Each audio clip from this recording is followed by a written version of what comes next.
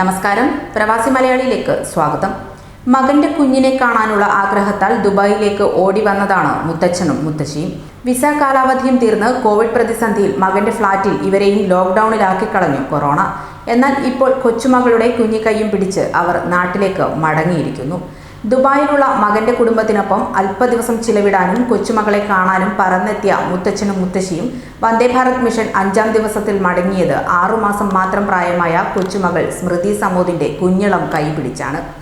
Dubai കാണാനും കൊച്ചുമകളെ കാണാനുമായി കഴിഞ്ഞ ഡിസംബറിൽ എത്തിയതാണ് കോട്ടയം ചങ്ങനാശ്ശേരി സ്വദേശികളായ 79 വയസ്സുകാരൻ TK രാമചന്ദ്രൻ നായരും ഭാര്യ 71 വയസ്സുള്ള വിലാസിനി അമ്മയും.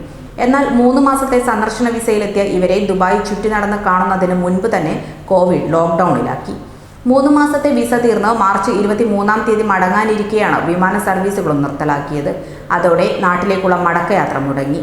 മകൻ സമോദ് ആർ കണ്ണാട്ടിനും മരുമകൾ സ്മിതയ്ക്കുമൊപ്പം കൊച്ചുമകളെ കളിപ്പിച്ചിരിക്കാമെന്ന് വെച്ചാൽ അതിനും സാധിക്കാതെയായി. നഴ്സായ സ്മിതയ്ക്ക് കോവിഡ് ഡ്യൂട്ടി ഒഴിവാക്കാനാവില്ല.